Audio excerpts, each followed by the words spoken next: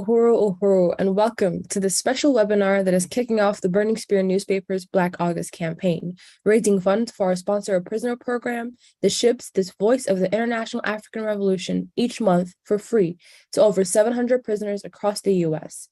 You can go now to theburningspear.com/donate to contribute to this important project. My name is Soliana Bakel, and I'm the managing editor for the Burning Spear newspaper. I'm joined by Matsumela Odom, a regular columnist for the Burning Spear, and I'm my co-host on the radio program Black Power Talks. Produced and aired every Thursday on Black Power 96.3 FM radio in St. Petersburg, and available on demand wherever you get your podcasts. Uhuru, thank you. Today we have two very special guests with us to talk about Blinken's Bleak trip to Africa. That's U.S. Secretary of State Antony Blinken, who just made a 3-country tour of Africa, desperately trying to shore up the ability of the U.S. to continue stealing the human and natural resources of our homeland. Luwezi Kinshasa is Secretary General of the African Socialist International. He was born in Congo and is currently in exile in London. He speaks English, French, and several African languages, including Lingala, the language of the African region of his birth. We're also joined by Tafarie Mugeri. Tafarie Mugeri is the chairman of the African People's Socialist Party in occupied Azania, also known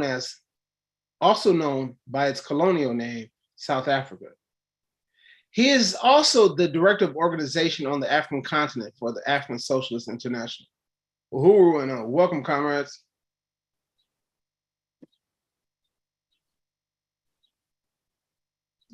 Oh, comrades. I'm so honored to be in this program of Black Power FM. So I want just to let you know I'm talking to you from London, and you can hear the noise in the background because I'm at the demonstration to commemorate the anniversary, basically, of the Marikana massacre, which happened some 10 years ago. That's why you can hear, the chants, people talking, so I just want to be self-critical about it.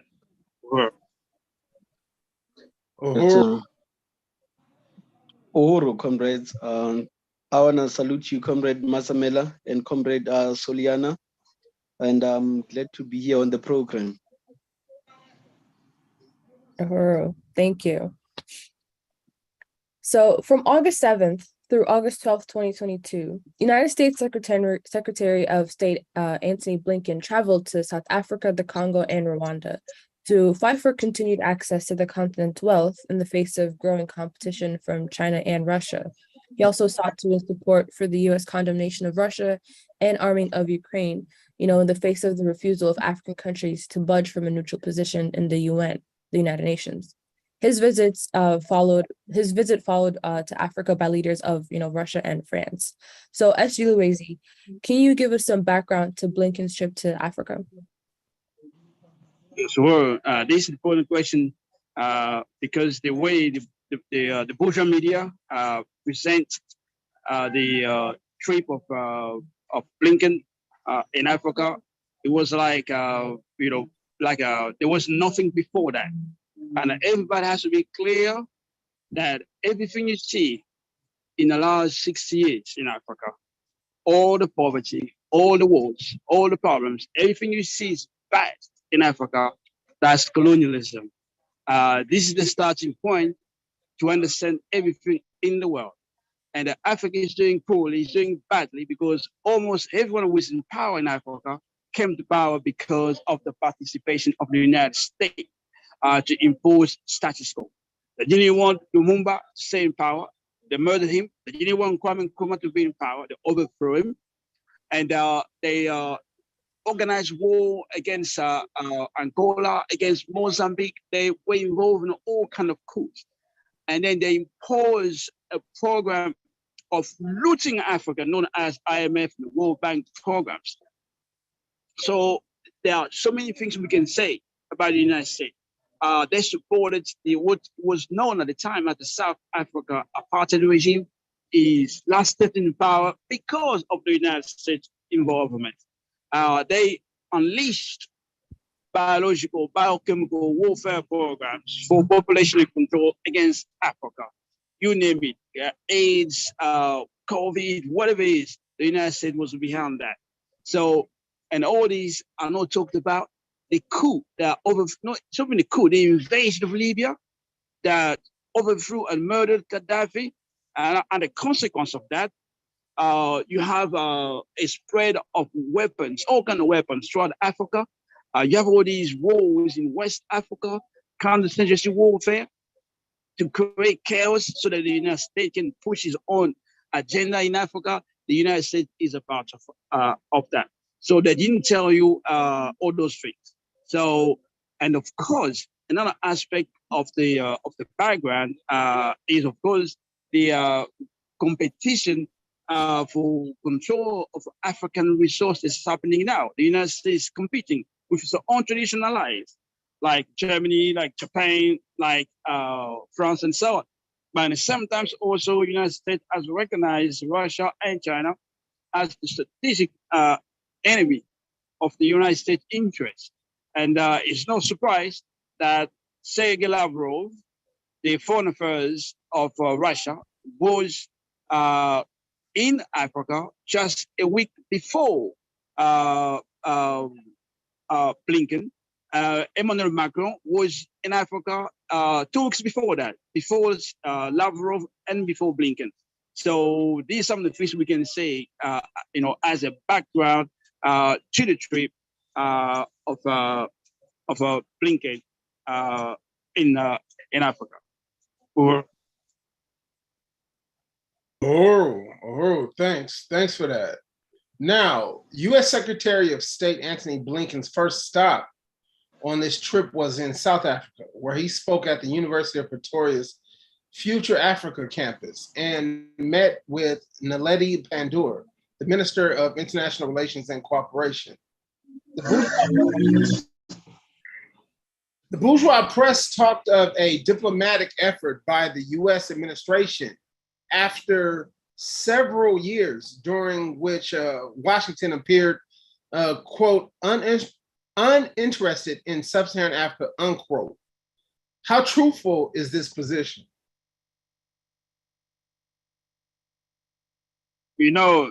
This propaganda, that's a lie.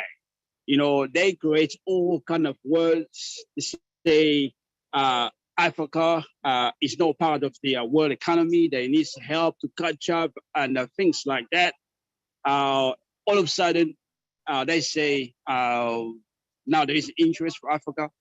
To begin with Africa, there is no United States, because the United States economy and the world economy itself was born as an attack on Africa. That's what Chairman O'Malley's theory of African nationalism teaches us, and everybody should be familiar with that. If not, you should watch the videos of Chairman as soon as this program is over, because that's the starting point. So to say that they had no interest in Africa is a lie. The world economy cannot exist without a permanent attack on Africa. It's not that discovered Africa, no. What they discover is that not only you have China and Russia who are pursuing their own interest in Africa, but there is also the re-emergence of African revolution under the leadership of African internationalists led by Chairman O'Malley himself. That is a new phenomenon.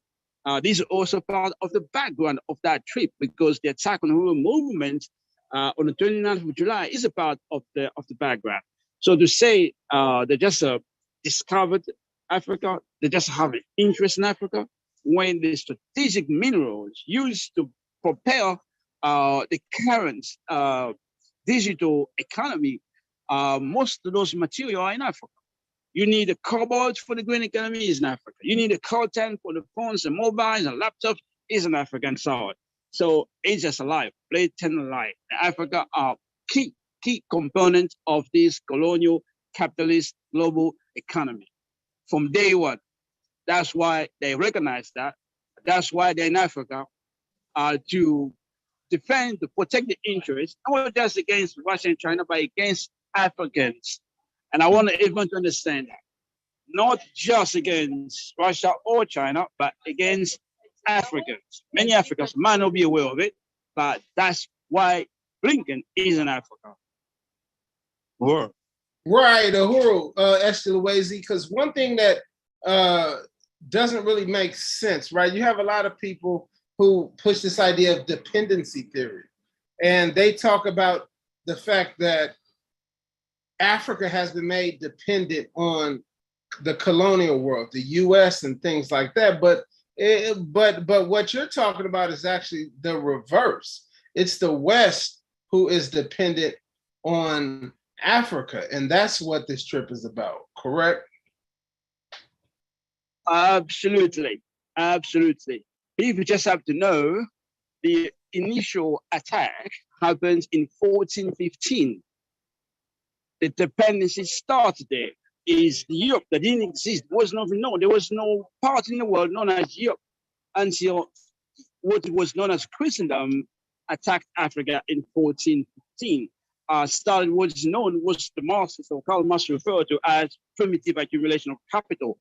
And it took 77 years of a primitive accumulation of capital. Basically, a colonial mode of production was created, was installed on the shores of Africa. It took 77 years before they reached what they call today the Americas. 77 years of stealing gold, copper, ivory, and all kind of precious stones, as they used to call them, and other things like that. You know, people have to be clear on that. And we have to be really clear, help Africans to understand that what gives life to the world economy is the colonization of Africa and Black people around the planet. What gives life to large-scale economy, to large-scale factory, to large-scale trade is the colonization of Africa. And that's really, people have to understand that. That's the cornerstone. That's the cornerstone of it. And that's why anybody who comes for anything that does not recognize that, is outside of the picture. That's not get it. So that's why we have to struggle to make sure people understand the centrality of the colonial mode of production born on the shores, on the continent of Africa, as a part of the attack on African people everywhere. We have to be absolutely clear on that. Uhuru, thank you so much for that clarification, SG Luwezi. So Chairman Tafarie, South Africa has refused to condemn Moscow for the war in Ukraine, arguing that there were faults on both sides and that NATO expansion was one cause of the war. So can you comment on this? Yes, Uhuru, thank you, comrade, for that question. Yeah, South Africa has been able to do that. And one thing that we also need to recognize is South Africa is part of this association or community that's known as BRICS, which is an abbreviation for B for Brazil, R for Russia, I for India, C for China, and then S for South Africa. It used to be BRIC, but then South Africa joined in. So they hold conferences. They have particular trade relations and so forth. So South Africa as a state has some type of relationship with Russia, which involves also some type of economic ties.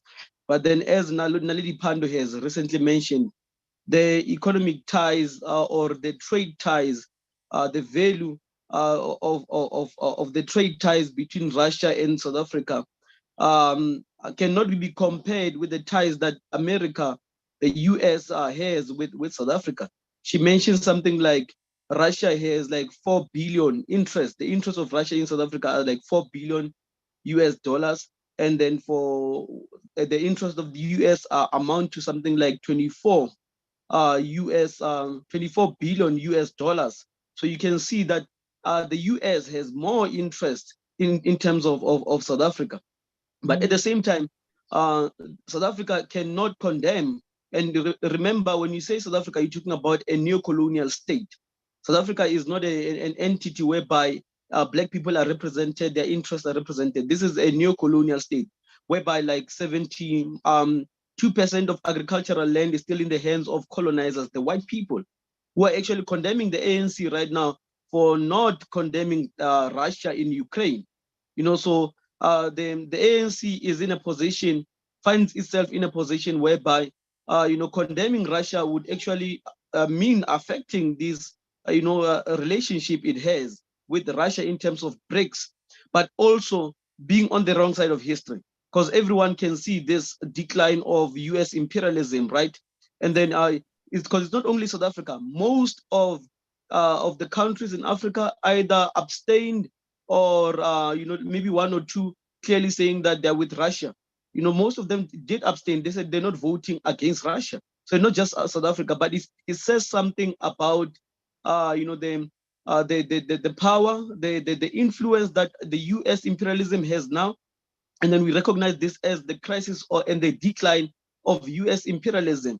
Like one thing that she mentioned, Naledi Pandey, is to say that they cannot dictate for South Africa, in terms of what democracy means and so forth. They can say that. Not only that, but even the U.S. itself knows the type of tone it has to use when they address, like some of these countries where they had declared, their neocolonies, such as South Africa. The tone has changed. I was listening to the speech by this man, Anthony Blinken, where you were saying that, like South Africa and US will talk as equal partners. Now you have to recognize South Africa as some type of equal partner, because they know that the arrogance that imperialism had before, cannot move in terms of that arrogance. So it's a recognition of the shift in the balance of power, colonized people rising up, and recognizing the fact that U.S. imperialism is no longer as powerful as it used to be before. Oh, yeah. Thanks for that. I really appreciate the way that both of you all have underscored the crisis of imperialism, the underscoring that U.S. power is not as what it was before, and that's what really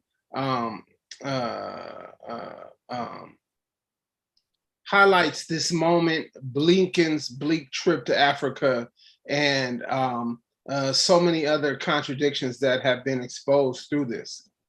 For everybody that's watching and everybody that's listening, I want to remind you all that we're talking with African Socialist International Secretary General Luwezi Kinshasa, all the way from London, and Africa Region Director of Organization Tafarie Mugeri about the U.S. Secretary of State Blinken's August 2022 trip to South Africa, Congo, and Rwanda.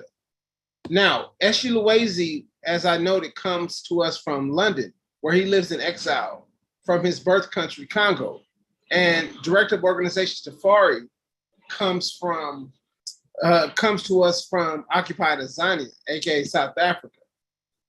I'm Matamela Odom, and I'm the regular co-host of Black Power Talks and international vice president of Impedum, and I'm joined with Soliana Bakel, who is the managing editor for the Burning Spear newspaper.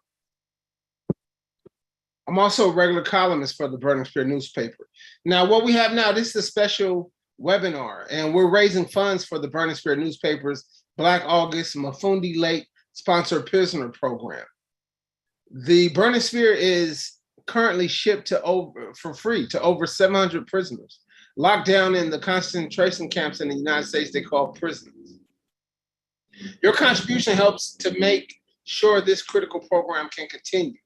Now, today we have a $500 goal. So if there's anybody out there that just want to drop the whole $500, I think that's a half a stack. I think that's what the young people call it. Is that what they call it, Soliana, a half a stack? Yes, as chair of everything hip and litty and diggity. Yep, that's what we call it. You're a resident ambassador for littiness. All right. So if you support the Burning Spear, the voice of the International African Revolution, go now and donate at theburningspear.com/donate, or drop a note in the chat and let us know what you're going to donate. Our guests today are also regular columnists for the Burning Spear newspaper. The kind of analysis you are hearing in this broadcast, you will find each month in the Burning Spear newspaper and nowhere else. Tafarie reports from the Africa region, and S.G. Luwezi has a regular column called the Kinshasa International. Every year, we conduct this fund drive in recognition of Black August, honoring our brothers and sisters, our sisters and brothers locked up in concentration camps around the U.S., for whom the free spears are a lifeline, as well as honoring those who have died in our struggle for freedom. So go to theburningspear.com/donate and give generously. Now, let's move back to this. S.G. Luwezi, we just heard from Tafarie. You were born and raised in Congo. The U.S. Secretary of State was just in the capital city of the Congo, Kinshasa, where he met with Congo President Felix Tshisekedi. The apparent focus of his talks with Tshisekedi was to enforce a colonial peace in the mineral-rich areas where militant groups are vying over resources there. What can you tell us about that? Yes, well, this is an important question because it speaks directly to the heart of the crisis of neocolonialism in the whole region of the Great Lake region, which means Uganda, Congo, Rwanda, Burundi, Sudan, and to some extent you can put Kenya into that group too. One thing is clear, is that the US has decided to be in war against Africa, particularly against Africans in that region. I just want to remind people, the current president of Rwanda came to power in 1994 as a result of genocide war that killed at least 800,000 Africans. Just like that, it was horrible. It was all over the news because the bourgeoisie wanted the whole world to see it, because they needed that to justify putting a death squad government in power in the region, because the plan was not just to kill in Rwanda, but take control of Rwanda and then to go to Congo and to kill in Congo and take control of Congo, and also to impose a war without end. So since 1994, there has not been a colonial peace in the Congo. I want people really to understand me here. Since 1994, there has not been a colonial peace in the Congo. What we have seen is a colonial war in the Congo. So that's over 20 years now. 10 million people killed. We don't even know the amount of women that have been raped. They even refer to Congo as the capital of rape, because organized rape and documented by the United States Nations. There's a document known as the mapping reports. The mapping reports. I will ask everyone who has time to Google that document, and you will see some 500 cases selected by the United States Nations as an example of, should those cases be taken to appropriate courts that will be open for crime against humanity, for war crimes, and for crimes of genocide. That is the UN document. There is no revolutionary document, but a UN document.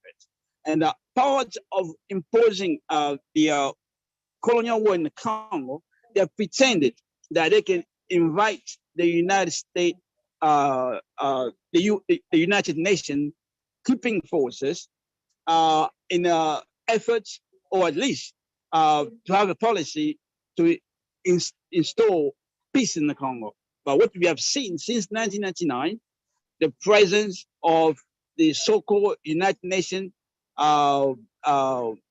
forces are not there to keep peace or to maintain colonial peace. They're not there for that. They are there to maintain the status quo, which means that the war continues, the killing continues, and most of the time those killings take place by proximity of the United Nations keeping mission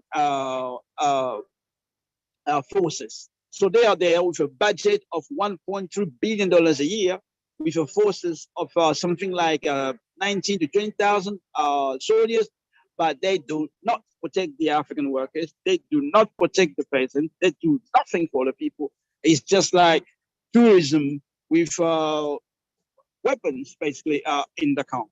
And of course, the key is that the resources needed by electronic companies, coltan, tin, cobalts, and things like that are located in the Congo. So that's why the war is necessary to loot it, to steal it without paying. So the African workers don't get nothing. They get absolutely nothing, or they get killed, or they are forced to live in a concentration camps called camps for displaced people. You have 5 to 7 million displaced African workers in the Congo. And Anthony Blinken did not go there for them. He didn't go there even, as I said in the beginning, just to have colonial peace. Not even for that. He went there to maintain colonial war. He has not said anything that will make me believe that he wants that war to stop. No. What he said, he wants the president of Rwanda to stop supporting his proxy groups in the Congo, and he wants the president of Congo to stop supporting his proxy groups against Rwanda, which is a lie, complete lie.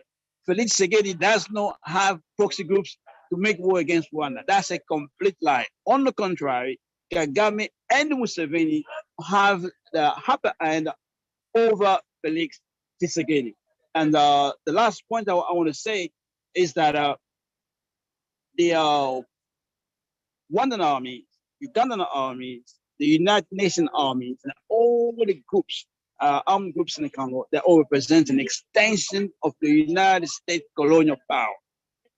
Everybody involved in the war to kill the workers, to kill the peasants, to maintain divided African people there is a part of the United States colonial power in the Congo. And we have to be clear on that. So the United States is a part of the war, part of the killing, part of the 10 million people killed in the Congo, as well as the 800,000 people killed in Rwanda. I want people to be absolutely clear on that. And Clinton didn't go there. Anthony Blinken didn't go there to stop that war, to stop the looting of Congo and of the whole region. So Tshisekedi, U.S. puppets. Rwanda, Kagame, U.S. puppet. Museveni, U.S. puppet. But the United States has established an hierarchy. Uganda and Kagame are like the captain, like the Neocolonial bosses there, who supervise Tshisekedi and other elements of African bourgeoisie in Congo. I hope I've been clear on that. So I'll stop here. Overall, thank you, Esther Louise. You've been absolutely clear and some more. So thank you for that clarification. So Tafarie, this is a follow-up from the earlier topic. Can you share with our listeners the legacy of the US and European colonial mode of production in Africa, and what has been the impact of the theft of human and natural resources from the continent and from occupied Azania in particular? Thank you. I think I appreciate that question, comrade, because when we're talking, everything that we're talking about now is happening within a world economy. That's what African internationalism is there to expose. That's what Chairman Omali Shitela has been, like emphasizing, to say it's a global economy. It's not just a thing with Russia or with the US. Like most people will say, or Pan-Africanists, or, those type of people will say, this is not our war. Don't be involved. It's between the white people, the Russians and the Ukrainians. But then it's a world economy.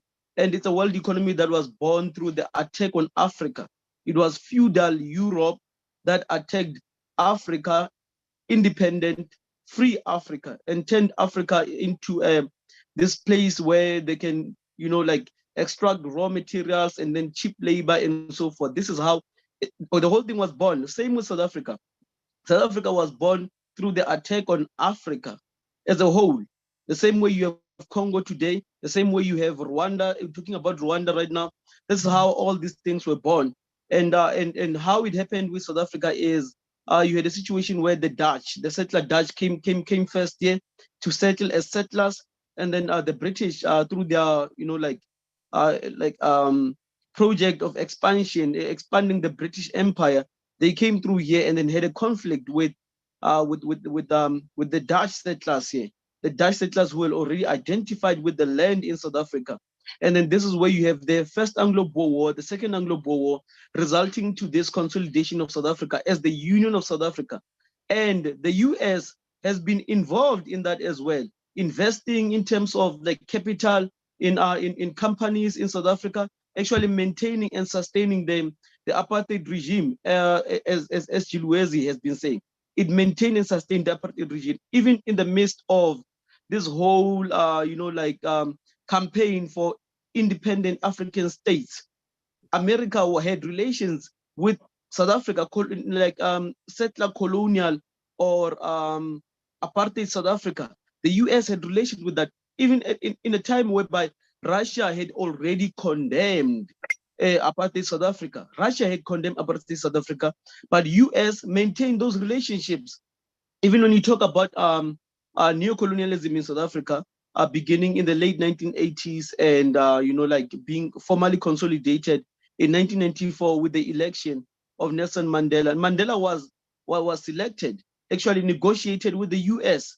The United States made sure that Nelson Mandela becomes the president of South Africa. I have heard the chairman make reference to one statement. I don't know if it was from the PAC, saying that even God would not have won against the ANC in 1994 because the whole imperialist world made sure that they support the African National Congress.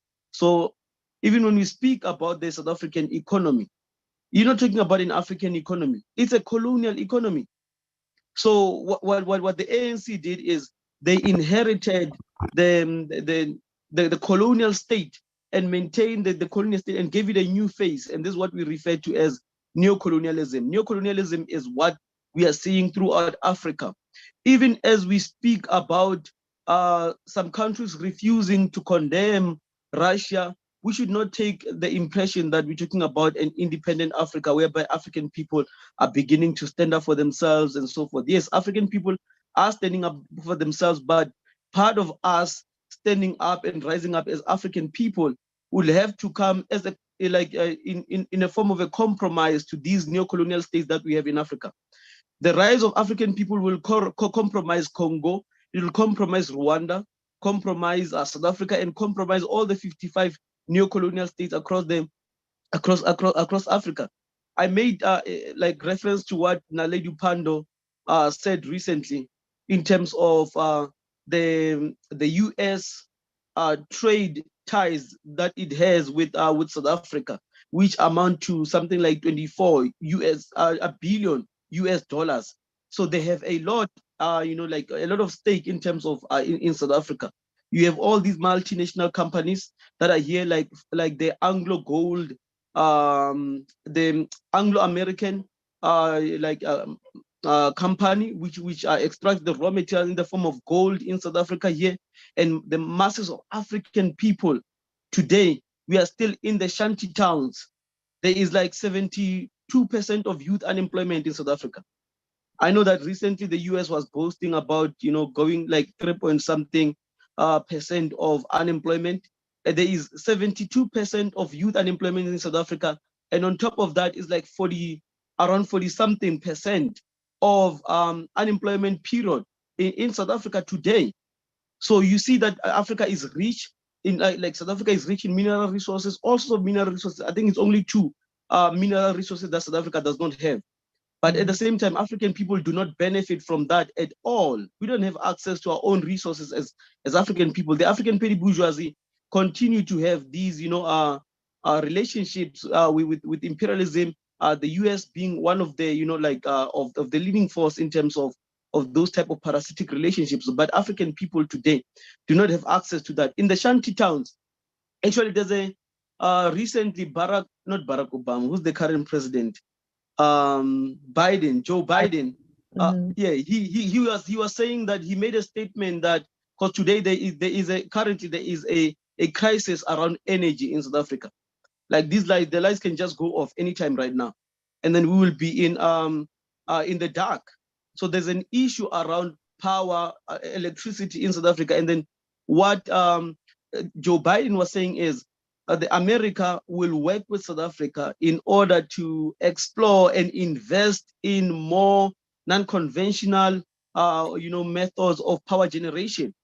So the solution is still tied with imperialism, because it's a social system that is based on the extraction of raw materials and wealth from Africa. So in order for us to solve our problems, we can only solve our problem by like strengthening the ties with imperialism. That's the suggestion that we are being given right now. And then they will make statements such as, no, coal is creating issues around climate change and so forth. But then US so-called the industrial revolution in Britain, in the US, was built on these natural resources like coal and so forth.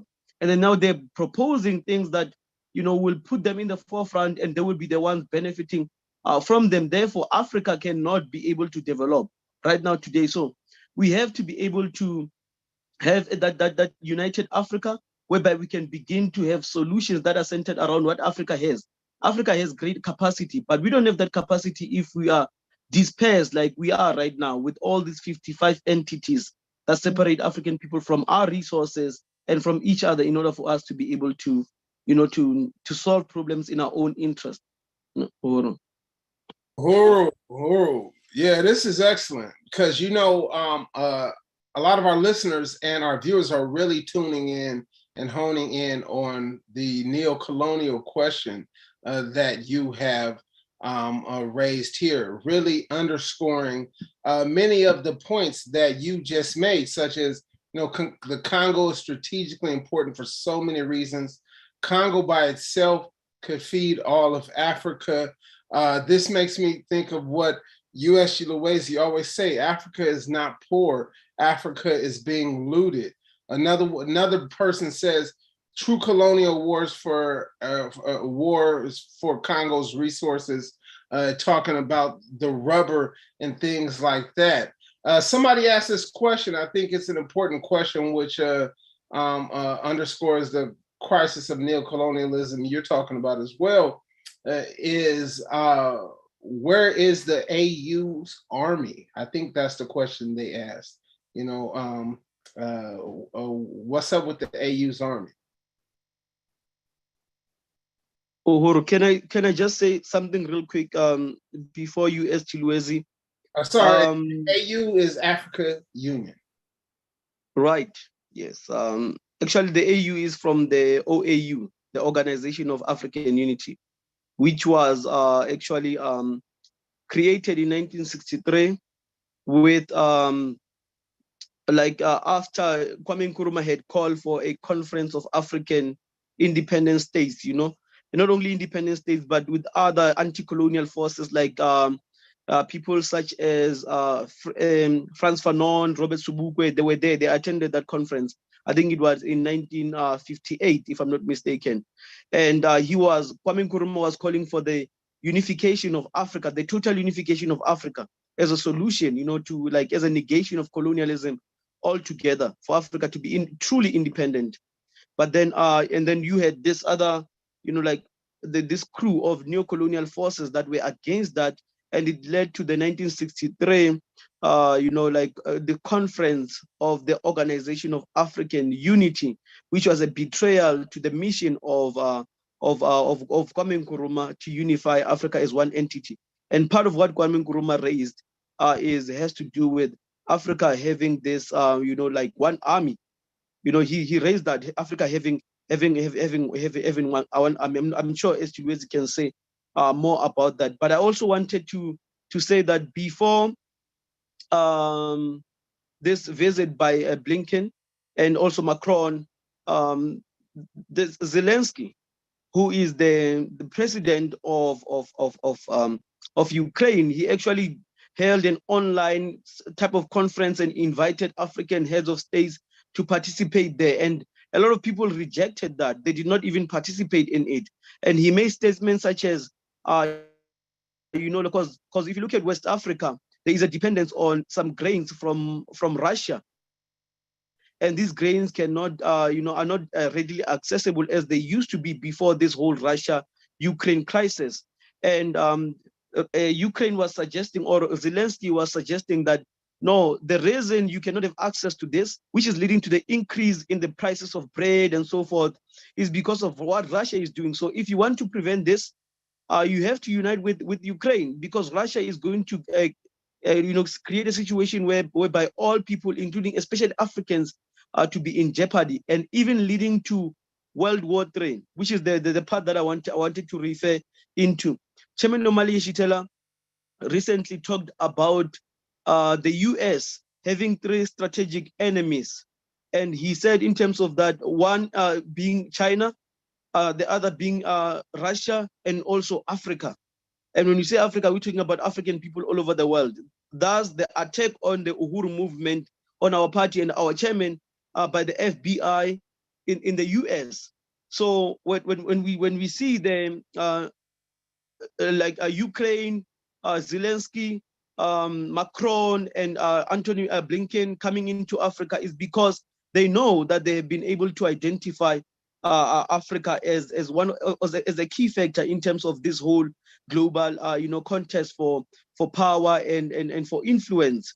So I just wanted us to be able to recognize that Africa is one of the strategic enemies of the US, despite what is going on with all these visits, and the fact that there's always an assumption of African people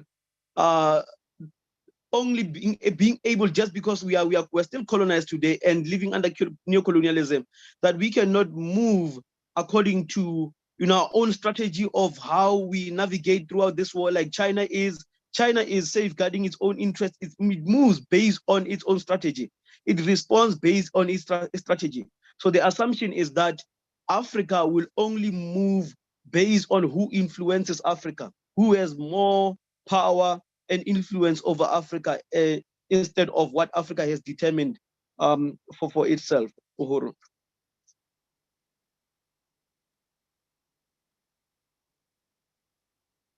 Uhuru. So we've recently seen the appointment of Africans at, U.S. strategic institutions, such as the head of U.S. Africa Command, also known as AFRICOM, the U.S. representation at the United Nations, and as Secretary of Defense. So what does this say about, the United States' view of Africa as a strategic enemy?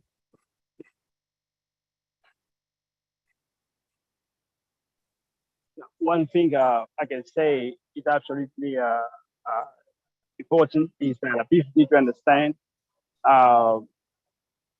Russia, for example, has a lot of resources, but in terms of population, is smaller compared to China. China has a huge population, but less resources in comparison to Russia. Africa has more resources than Russia and China, more people than Russia, possibly more people than China, and that population will be 2 billion, over 2 billion in the 30, 40 years. And Africa is statistically located because it's the cornerstone upon which the whole colonial system was built. So the significance of Africa is massive. But what is missing is the understanding by African people that we have to fight for one Africa, just like it is one China. The precondition to end this system, the precondition to achieve power as a people, is the fight to complete the Black Revolution, which means to unify the African nation, to unify the Black nation. That's what the struggle is really all about. And Chairman Omadi leads the struggle to make that happen. The struggle for one Africa, one nation, one economy, one government, is the one who is continuing the work Nkrumah tried to do, or before Nkrumah, Garvey tried to do. And that's the legitimate struggle. We're calling everyone to join in. That's where we are. That's why Chairman and the whole movement are being attacked, because the struggle that will free the world is the struggle for one Africa. I want everyone to be clear on that. Wherever you are, whatever you involve in the local struggle, you have to make the connection with the strategic struggle led by Chairman Omadi Sela and the African People's Socialist Party, the struggle for one Africa. Every struggle we're involved in fact, all the struggles in the world have to be connected. to the struggle for one Africa, one nation. Because we are the one who brings complete coherence, complete explanation to the struggles of all the people around the world. So I just want to say those words. So I can see they're calling me over there because the demonstration is coming to a close look. So I'm not sure, but that's where we are. Thank you for the update, and yeah, thank you for that answer. So for people who might be just joining us, we're talking with African Socialist International Secretary General Luwezi Kinshasa and Africa Region Director of Organization Tafarie Mugeri about U.S. Secretary of State Antony Blinken's August 2022 trip to South Africa, Congo, and Rwanda. So SG Luwezi comes to us from London, where he lives in exile from his birth country, Congo, and Director of Organization Tafarie comes to us direct from occupied Azania, also known as South Africa. I'm Soliana Bakel, and I'm the managing editor for The Burning Spear. My co-host today is Masmela Odom, who's a regular columnist for The Spear. And this Spear webinar is raising funds for the Burning Spear newspaper's Black August Mufundi Lake Sponsor a Prisoner program. Burning Spear newspaper is currently shipped for free to over 700 prisoners locked down in the concentration camps of the United States. Your contribution helps to make sure this critical program can continue. And we have a goal to raise $500 today.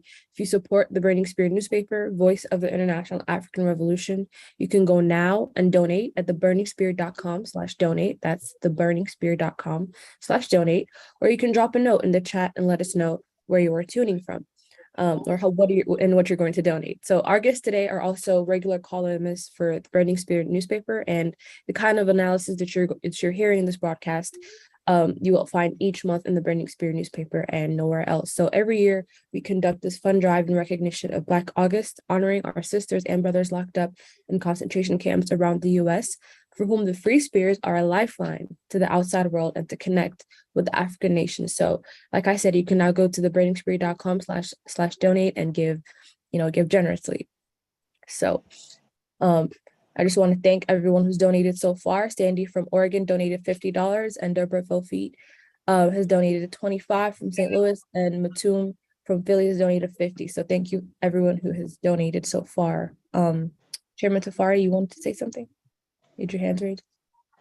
Yes, thank you. Yeah, I do want to say something, comrade, responding to the question that you just raised now with this U.S. Marine General, Foster Marine General, who has just been appointed. And I know that a lot of people will not know about this. That's a fact. And it's there in the news, but it's not something that's made so popular like when Obama became the president of the United States. Because when Obama became the president of the US, it was celebrated by Black people all over the world. Here in South Africa, people were just losing their minds over this Black person becoming the president of the US. So it was open there, and that's part of what, even with this visit by this Antony Blinken, a lot of people will know about it, but then there are other type of things that are happening under carpet that people will not know openly. Some of the deals that are being signed, how many troops are in Africa right now today with the AFRICOM, the Africa Command, how many military bases are there in West Africa, in Central Africa, and so forth. A lot of people don't know. A lot of people don't even know what the role of these military, the role of AFRICOM is.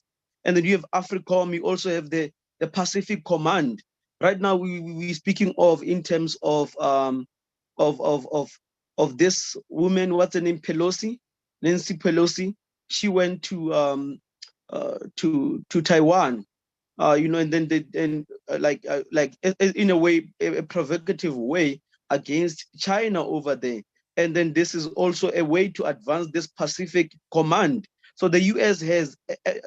Army has been able to expand itself as an imperialist army all over the world to make sure that it can safeguard its own interest, and they do this openly. It's not even anything hidden to say that the reason they have Africa Command is for the sake of safeguarding the interest of U.S. Global foreign policy and also global a foreign interest. That's what it is. So right now, the fact that there is a Black man who is in charge for the first time after, I don't know, over 200 and something years, the first time you have a four-star Marine general who is a black man, it speaks to the crisis of the social system. It speaks to the crisis of the social system, a social system which is born on top and rests on top of the colonized people of the world. It has to have a face that reflects the very same people that are being oppressed. There's the very same people that are being, that are being compromised, undermined, and oppressed. So they need this person to be the face of the US, Marine General, especially if it has to do with Africa, because I saw some people even in the US celebrating this black man. Oh, the first black man. He has to. This is black excellence. He has to be celebrated and so forth. So it's also part of an ideological warfare. It's ideological warfare where African people are worn closer to imperialism to say this is progress, and maybe perhaps there is some change that is happening within the social system, but then it's not change. It's still the same thing. It's still imperialism. It's still going to kill African people at the end of the day. Overall. Uhuru. Now, SG Luwezi, we know that you have to take off. You are a featured speaker at this demonstration acknowledging around the 10-year anniversary of the Marikana massacre in occupied Azania in South Africa, where Director Tafarie is right now. So we know that you have to take off and depart from us. We unless you had any final words to say. First of all, I just want to thank you, Vice President for Infidam, Kamal Mesemela, the assistant editor of the Balancing Sphere, comrades Soliana, and all other comrades who are helping to make this program. And I also want to ask everyone who's listening to this program to donate $500. I think is a goal we can meet. We need to meet that goal. We need our own media so we can win the war of ideas. So, and in the closing, basically, anyone who's listening, the struggle for Africa unity, the struggle for the African working class to achieve power, the struggle basically to end the foundation of capitalism is up on us. So let's join Chairman of Mali Chile and the African Socialist Party, and let's complete the Black Revolution. Or yeah, there are so many important comments being made and so many important connections being made. I want to just say that this is African internationalism in action. This is the type of information that you get from the Burning Spear newspaper and the type of information that we send behind enemy lines. This helps us build the capacity, the increased capacity for further translations, further international reach of this spear. You can go to theburningspear.com and get our content that's internationally published, and the burningspear.store to make to order your shipments.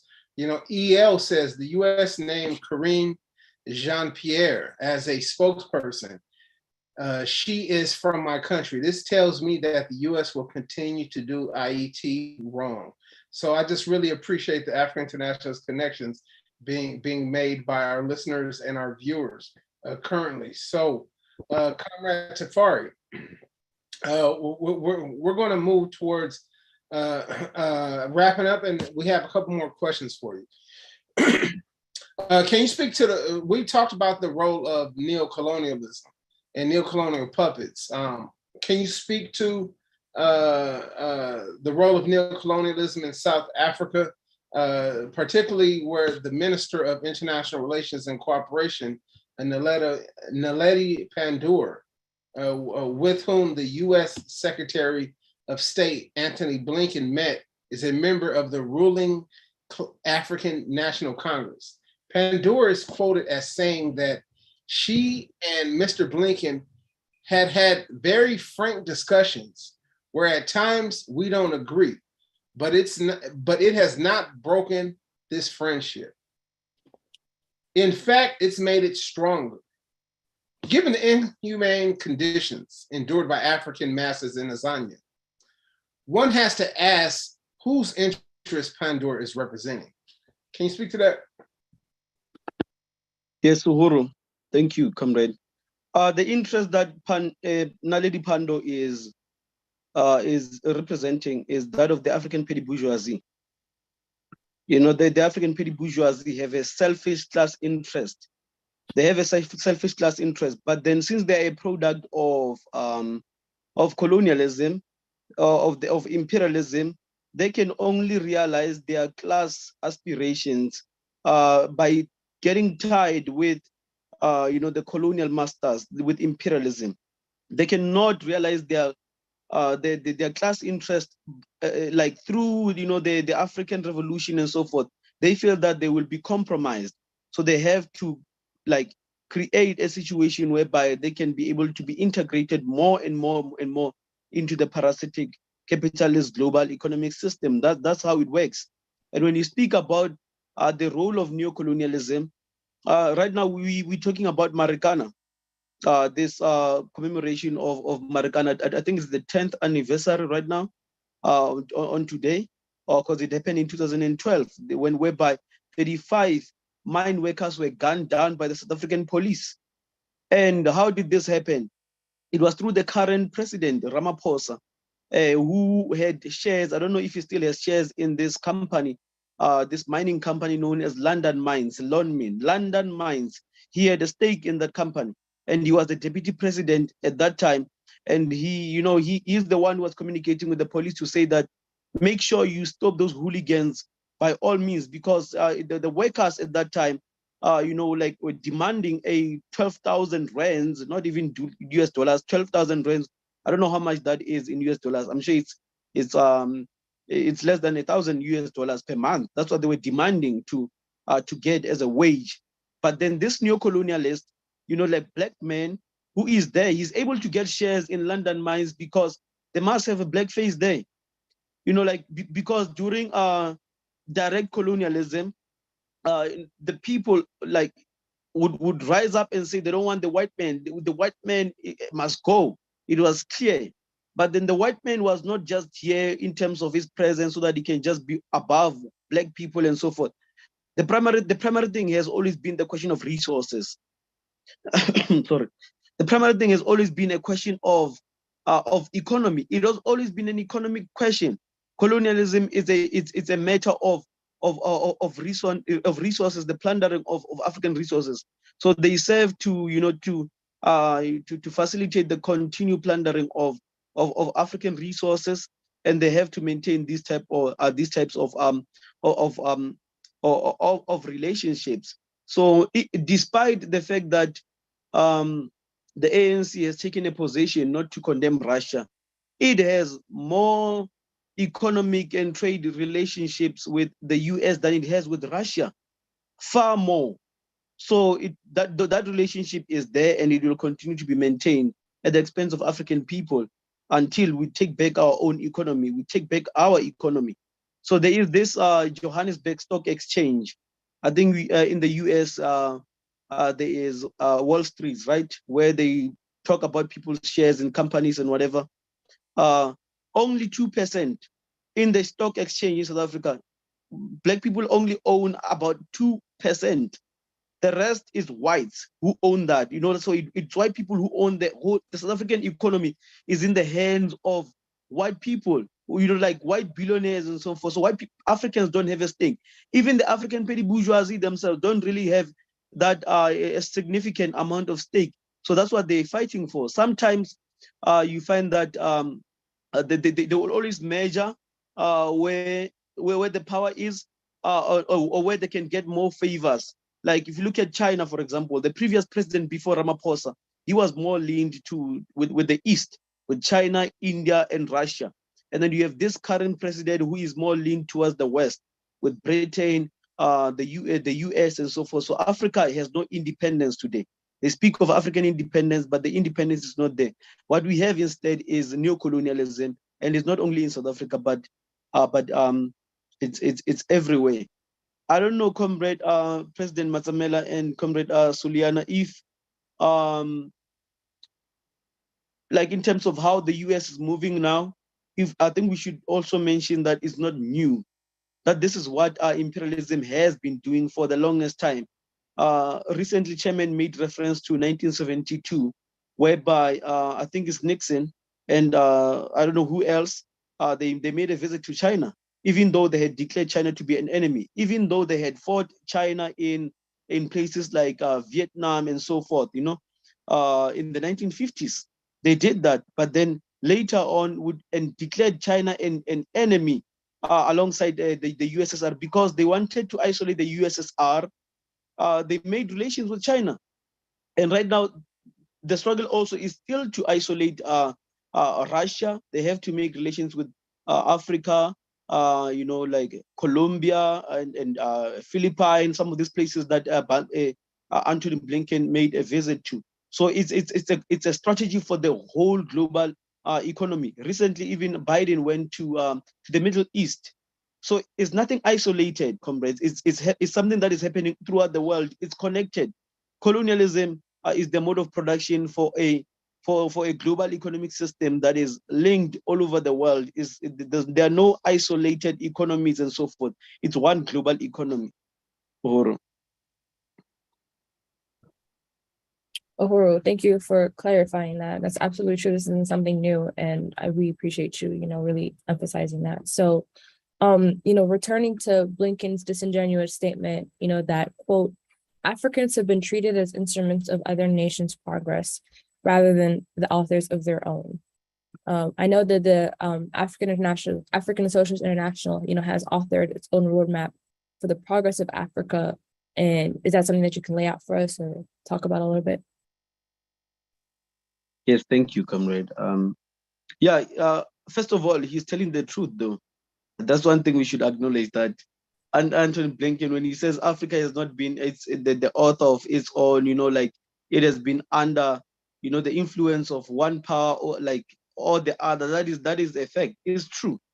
But only because that Africa is colonized even today. It's still colonized. Neocolonialism is about dependency, by the way. It's maintaining this relationship where the West or imperialism depends on us for our resources, and we depend on them, just to maintain, the status quo as well, to get this foreign aid, IMF and so forth, and to maintain these neocolonial states.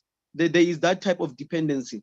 Like, for example, if you compare Zimbabwe and South Africa, the Zimbabwean economy is in a worse state right now. Why? Because of the fact that Mugabe, he has fallen out of favor with the US and Britain. Tony Blair and who was that president? The one with the war on terror. What's his name? George Bush. So he's fallen out of favor with them. And then look at Zimbabwe right now. Zimbabwe is in crisis, in an economic crisis or meltdown, because Africa does not have its own economy. Zimbabwe cannot rely on South Africa. Zimbabwe cannot rely on any African state. Why? Because the only way to survive in Africa is if you get support, or you are in line with the imperialist agenda, of extracting resources from Africa. So, but then right now, we are building a negation of this neo-colonial reality that African people live under. The African People's Socialist Party, which is celebrating its 50th anniversary this year, founded in 1972 by Chairman Omali Ishitela, is all over the world, and it expresses itself as the African Socialist International. We are the African Socialist International wherever we are. You are over there in the US, I am in South Africa, but it's the same organization under centralized leadership. And we, as part of the ASI, we are the Africa region of the African Socialist International. And in the African region, we have regions within the Africa region. We have the East Africa region. We have comrades in right now membership in Kenya and Uganda. And we have membership in Swaziland, in Southern Africa, and also in South Africa. We have membership in West Africa in several countries there, in Sierra Leone, Liberia, Ghana, Cote d'Ivoire, Nigeria, Chad, and an assortment of other countries there. We have membership there, and this is not, we're not just boasting about being everywhere in terms of our membership, but we're talking in terms of strategy. this, we like the comrades report on a regular basis to say this is the work that we are doing, how many members we have right now, like what's the strategy to build within these regions so that we can begin to grow the organization everywhere and build, we are laying the foundation for independent socialist Africa. The institutions that are under attack in the US by the FBI, by the federal government right now in the US, these are the institutions that are laying the foundation for the independent African state, whereby like the resources and the economy of Africa will be in the hands of African people. So even here, we're working on building institutions of economic development that will serve as a negation of the current dependence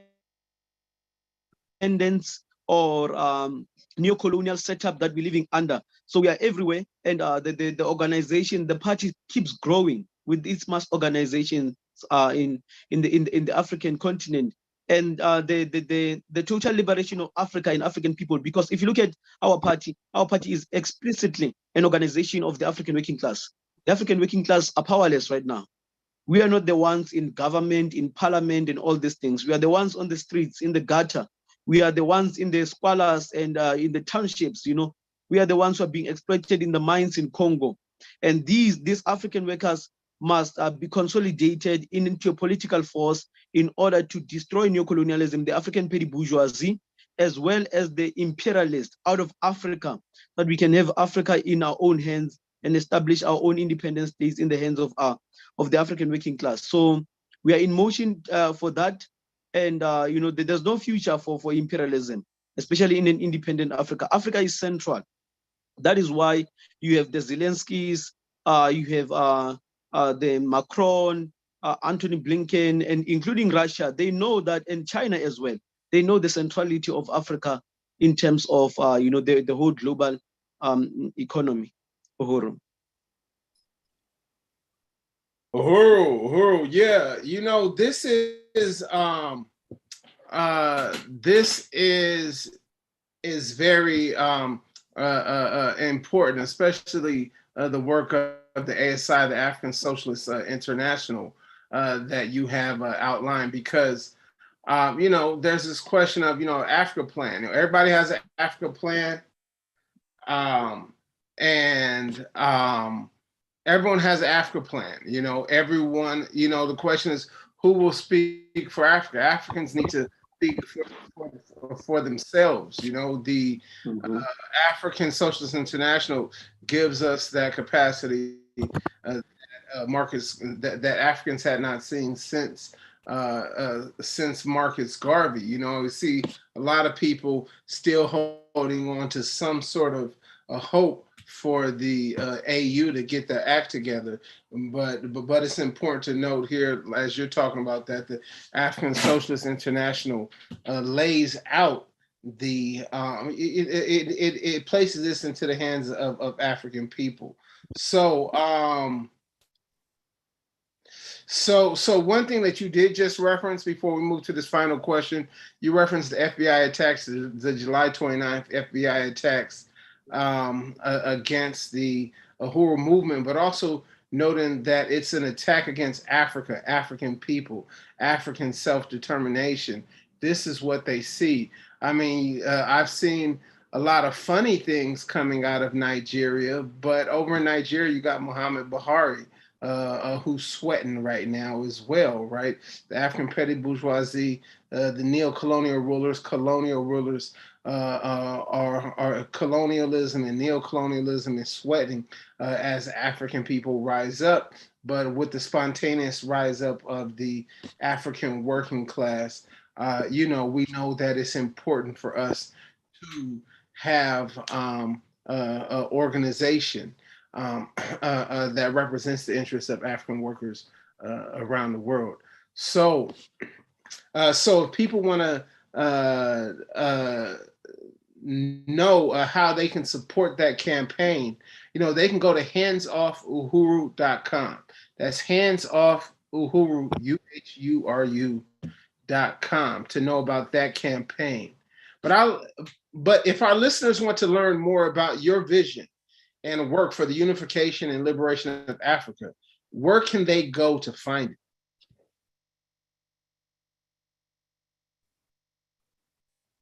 Oh, okay. Uhuru. Yeah, I saw somewhere a correction saying .org, right? Yep, it's handsoffUhurumovement.org. Okay, Okay. yeah, Uhuru.org. Yeah. Yeah, Uhuru. hands.org. Right. Uhuru. So we have I know a lot of people have Facebook, and then we are like you can get to reach out to the party is the African People's Socialist Party, dash Africa region. You can link up with us there, or you can also go to you can also access us, or you may like call us, especially on WhatsApp. It's we are readily available on WhatsApp. You can call us on +27 64 685 1998. That's the number that you can get hold of the party here in Africa.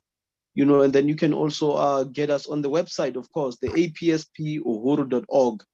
apspuhuru.org. You can be a member of the African People's Socialist Party, regardless of where you are in the world. African people, we are one nation wherever we are. We are dispersed all over the world. We are dispersed within the African continent with all these 55 neocolonial states, and then we are dispersed with African people being in the Caribbeans, in the US, and everywhere. So, but then we have to be able to recognize that the only way we can be free is if we fight as one political force, and this can only happen effectively through the African People's Socialist Party with African internationalism as our ideological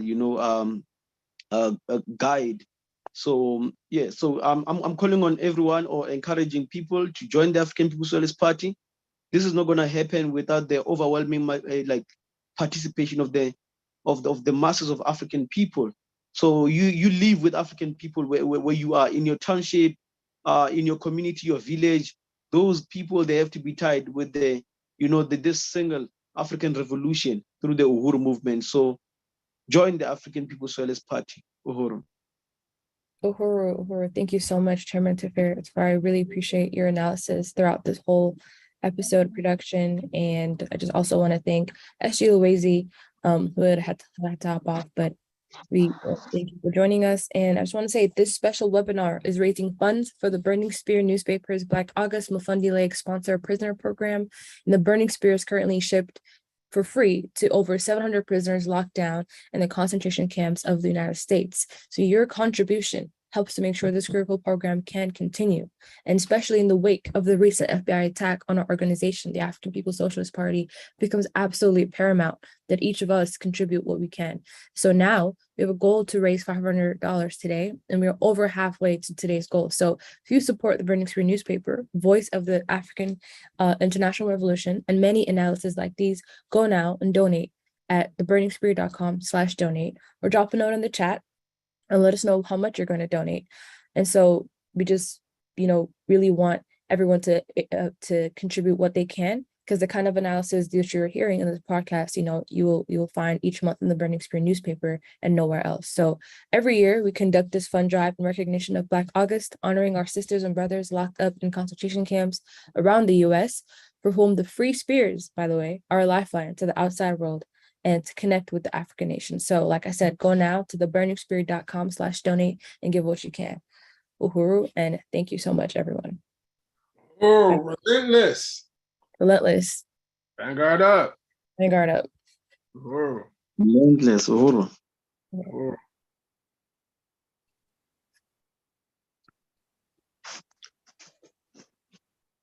Hey. Uhuru.